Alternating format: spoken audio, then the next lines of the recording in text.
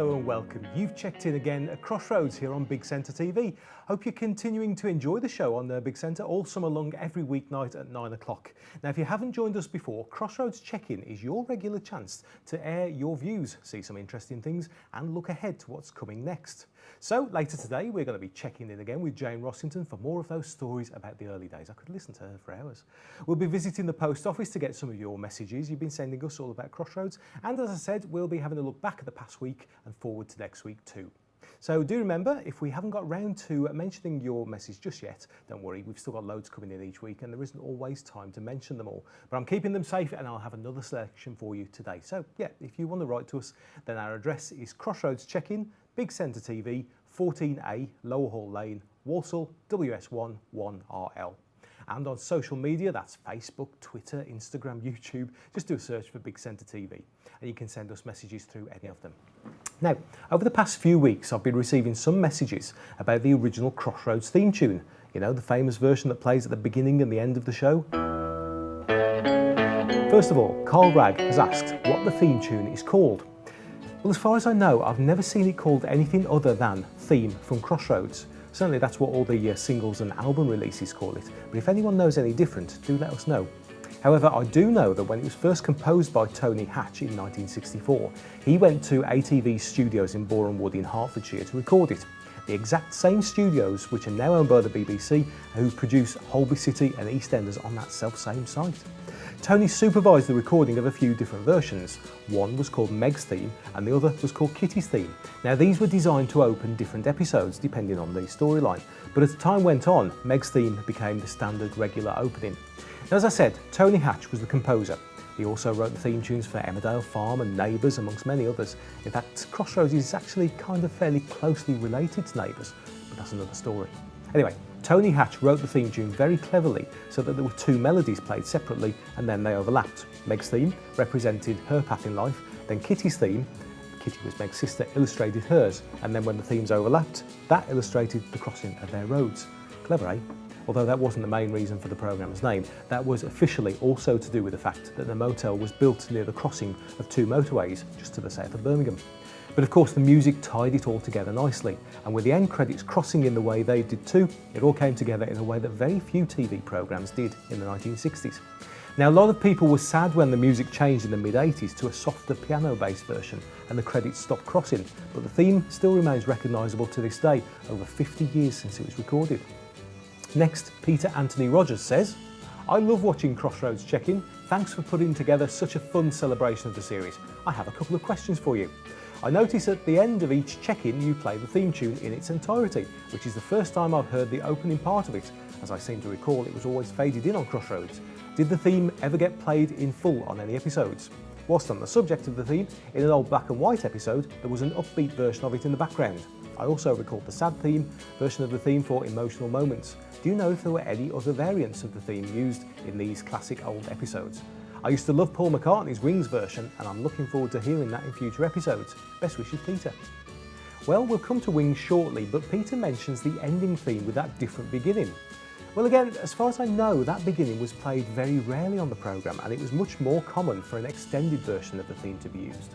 You see, the programmes were often recorded as live and at the end, and they were closely timed, therefore the theme tune would be simply faded in when the action had concluded. Now often the credits would be longer than the full length of the music, so it would have been edited to loop back to the beginning just before the end. Sometimes the credits were so long that the music would end up looping a couple of times, or even more. But you see, when they altered the music in the 80s, they changed the way the programme was made and standardised the length of the end credits, and it looped no more. Now as for the other versions of the music, well, we know about the two versions of the opening, the closing theme, a version before the commercial break and a couple of versions for after it, then 3 pieces of music which could be used during the show as incidental pieces to set the scene or the mood. There's a sad version, an upbeat version and a comedy version. Although again, over the years they weren't used quite as much as in the early days, with one notable exception of the sad theme being used in the episodes when Meg left the show in 1981. Now back to the subject of Wings, and in addition to Peter, we've also had another message from Doddy8003 who says, I remember Crossroads used to have a different theme sometimes at the end, composed by Paul McCartney and Wings. Could you play it at the end of Crossroads Check-in please, and tell me when they started using it? Yep, you remember that one very well. Now, Paul McCartney was a bit of a fan of the show, and perhaps as a joke, he recorded his version with Wings to close their 1975 album, Venus and Mars. Apparently, they were later to say that it could easily have been Coronation Street, but you see, the band already knew the chords to Crossroads, and so they went with that. Anyway, Noel Gordon seemed to like it, and pretty soon after, they started using it occasionally in the show, even all the way into the 1980s. Anyway, one little fact for you. On Crossroads on TV, the theme comes to a normal end, but on the Wings album, it fades out, with Jimmy McCulloch seemingly heard to say in the distance, "That's basically it." Apparently you've got the album. Have a listen, see what you reckon. As for when it was used, well, John Drury has been talking with Mike Garrett from the Crossroads Appreciation Society. And Mike says that a BBC Radio Golden Years programme once said July the 26th, 1976. Now, with all of July 1976 missing, it's hard to check that. But I guess the BBC must have newspaper archives, which would possibly have the letters of complaint from later that week. The earliest episode with it on that survives is 2602 from September 1976, which was Glenda's Pan's People Dream Falling Apart. Thanks, Mike. So that means we're around that point on our episodes at the moment. So Peter and Doddy, watch out, because you'll soon be hearing it from now on. And I'll try and play it at the end of Crossroads Check in one of the weeks. Right, if you have a Crossroads related question, or a Crossroads story, or a particularly strong Crossroads memory, or if you remember stories from episodes that are missing, or you met the stars, or perhaps you've got an old episode on tape, why don't you get in touch with us? On good old social media, it's simple. Facebook, Twitter, Instagram, YouTube, any others? Do a search for Big Centre TV. Use the hashtag BCTV Crossroads to highlight your message, or the email address is crossroads@bigcentre.tv. And finally, our postal address is as follows: Crossroads Check-in, Big Centre TV, 14A, Lower Hall Lane, Walsall, WS1 1RL.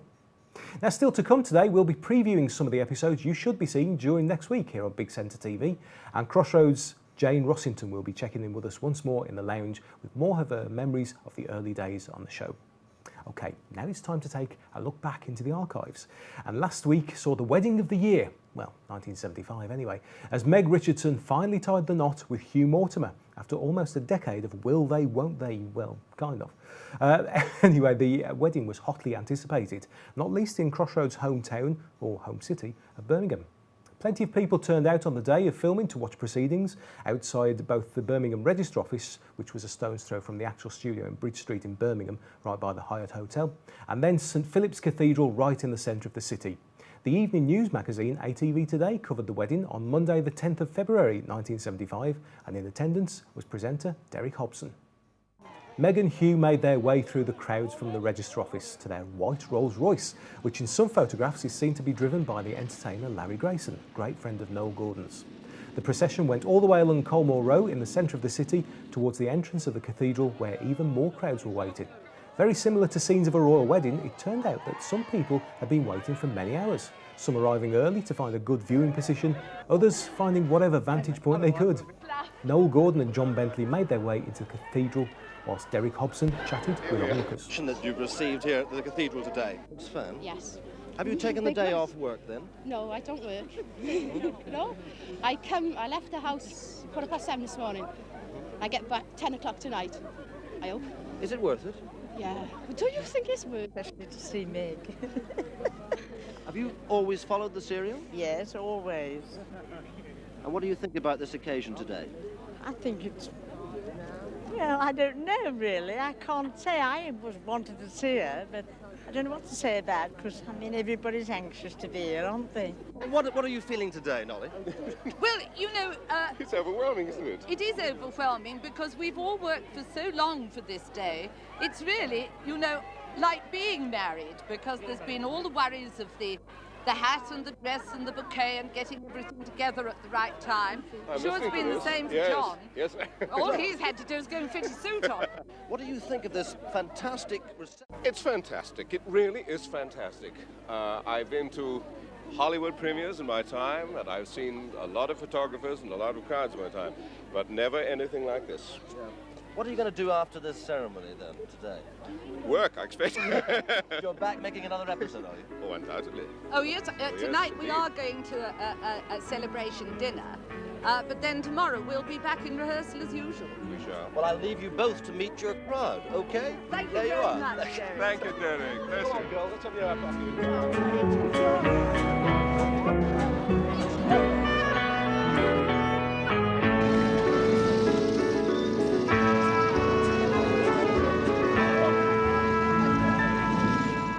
Amazing scenes, eh? Once again, just shows you how popular Crossroads was. And to cap it all off, you could even get yourself a permanent souvenir of the wedding in the form of this TV Time special to commemorate Megan Hughes' wedding. Right, we're just going to take a short break now, but don't go anywhere, because in part 2 we'll be taking a look ahead to what's coming up on Crossroads during next week, and Jane Rossington will be joining me in the lounge. Don't check out, we'll be back in a few minutes.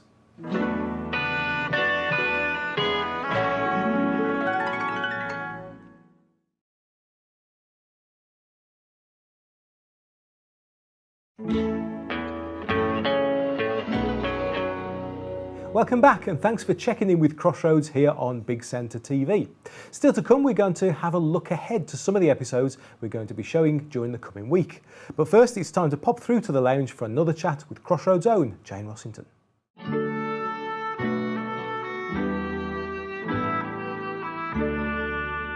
Okay, if we move on to talk about some of the behind-the-scenes names, the creators. Oh, yes. Peter Ling and Hazel Yes. Adair. Did you know them before? No, I never met them before. And I mean, Hazel used to come up quite a bit, actually. And Peter was very tall and very nice, utterly charming.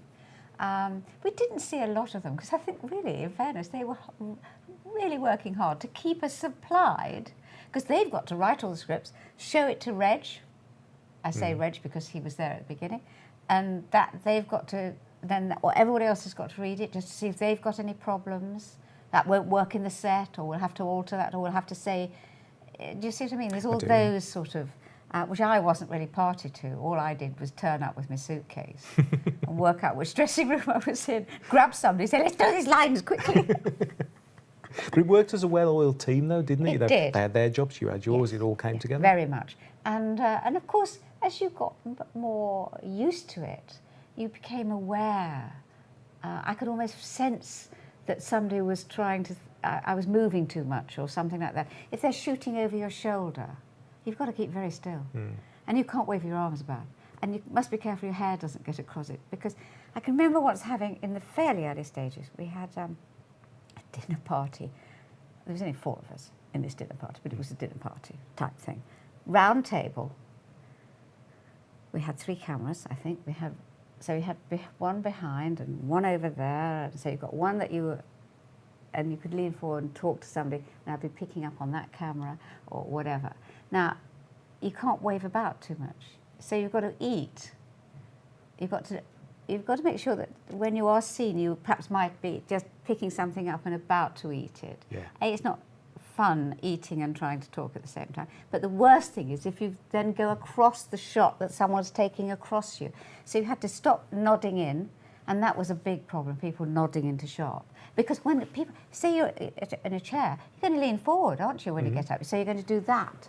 That's right. So as you lean forward, you're nodding into somebody's shot. As you are with mine. Yes. Oh, is that, am I?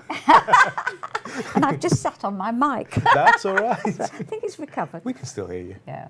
But you see what I mean? It's very...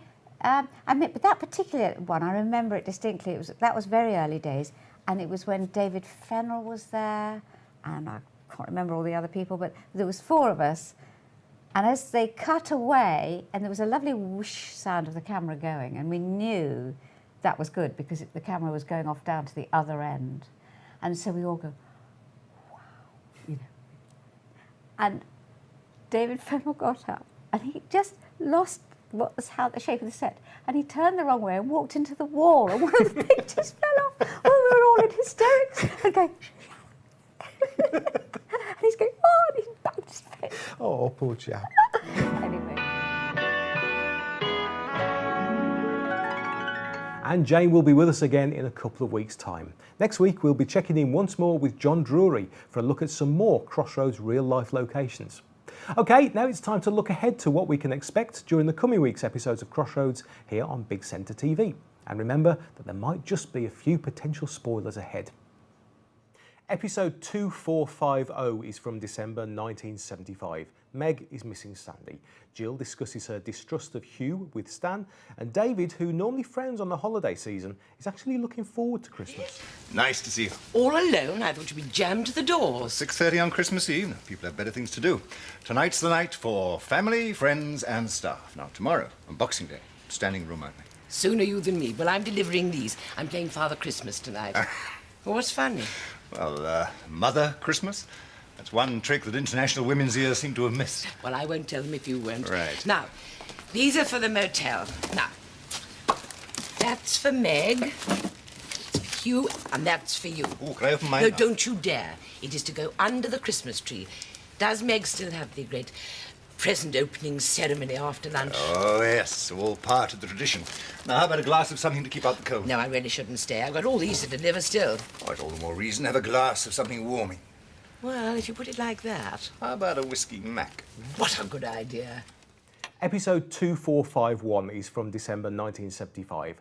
The residents of King's Oak gather in the church and at the motel for Christmas celebrations. Everyone, that is, except Ted Hope. It's all about, doesn't she? I don't know. Toys all over the place. You know, if we'd had some sense, we'd have saved some until we got home. Jane, what you're Oh, watching but that? darling, you're not going for days yet. You are waiting until the party tomorrow. Of course we are. We wouldn't miss it for the world. We're putting her ladyship to bed early, so she'll be no problem. She's going to be punch drunk after today, I should think. I know exactly how she feels. I mean, what more could you want? Well, speaking personally... What are you hankering after, Amy? Well, seeing as it's tea time... How about a nice cup of tea? Took the words right out of my mouth. Bravo, Miss done. Wood. Well done. Beautiful cake. Oh. Kept Hello? this bit of a secret. I didn't see you doing that. Yes, yes. Can you hold on? I like it. Me? Yes, for you. Oh, my God. Come on. Hello? Sandy? Sandy? Oh, hold on, darling. All together. Happy Christmas! Episode 2506 is from March 1976. David comes into conflict with Bill Warren over the bar renovations. His mood gets no better when he's paid a visit by Dr. Farnham, who's getting increasingly concerned over Leah's behaviour. Meanwhile, what's happening in Benny's world? What a wind! It's more like January out there. Miss Diane, she say it's good for complexion. Well, what would she know about it? She never goes out. At least not to do any work. She be always working. Well, where is she now? I don't know. She do say dinner time she would go in village. Oh. Then it's just you and me, eh, Benny boy? For tea, I mean. Oh, yeah. Unless you'd like something else. What do you mean? Oh, coffee, cocoa. What did you think I meant? Episode 2518 from April 1976. David becomes increasingly concerned when Leah begins to send him threatening letters. She then turns up at the motel bar and causes a scene. And Diane is surprised to find out that Benny is trying to track down his father. Meanwhile, Vera is due to get a revelation. Goodness, I'm tired. Yeah, I must say, you look exhausted. Yeah, I've noticed it's much more tiring when you haven't got enough to do than when you're rushed off your feet. I might as well go home. Oh, I thought you still got a customer. Sheila's doing her. Oh, I wonder if she's got the time. How do you mean? Well, with all the work she does in the evening. No more than anyone else. You must be joking. I don't know what you're talking about. I'm talking about her sideline. You know, home hairdressing. Well, surely you know. I mean, you must have heard she's been round everybody touting for business. So that's it. That explains everything. Oh, I don't believe it. Well, she's been doing it for weeks. For weeks? Look, let's get this straight. Sheila, my assistant, has been doing hairdressing at home at nights for weeks. Yeah, that's right. I'll kill her. I'll damn well kill her. Episode 2519 is from April 1976. Tom Reed gets into a heated argument with Benny's gran over his welfare. Sheila comes into conflict with both Vera and Mrs. Whitten over her moonlighting, and Leah goes missing. Meanwhile, in the bar... What's all this about whippets? Whippets? £2 on the nose. Oh, that was just a friendly little wager between friends. I thought you'd turned over a new leaf. Well, I have. Oh, yeah. In the racing calendar. Well, come on, then. What's it all about? Oh, well, this is different, isn't it? I mean, we've got to support the local boy, haven't we? Come again? Well, Carney's dog is running tomorrow afternoon, and I have opened a little book upon him. You must be out of your mind. No. I've been putting two and two together, and I reckon I'm onto a winner with old Jasper. I shouldn't be surprised. You're the bookie. It's not like that. This dog has got something. Yeah, about 200 fleas and a nasty case of rickets. No. Seriously, Carney reckons he can make it, and Stan tells me he's got a fantastic turn of speed. Well, I suppose I could be wrong, Oh, all right. I'll give you 5 to 1. 5 to 1? I thought you said it was a sure thing. Well, you did me a favour, Sandy. I'll do you a favour. Well, that's very good of you, Bill. It sounds almost too good to miss. So that's your lot for this week. That's all to come on Crossroads here on Big Centre TV throughout the summer, Monday to Saturday at 9. Right, I'll be back at the same time next week, so if there's something about Crossroads you'd like to tell us about, anything at all, just get in touch. Just do a search for us on social media at Big Centre TV, email crossroads@bigcentre.tv, or actually write to us. The address, as we said before, Crossroads Check in, Big Centre TV, 14A, Lower Hall Lane, Walsall, WS1 1RL. Thanks for checking in with Crossroads. I'll see you again next week. Crossroads Motel, can I help you?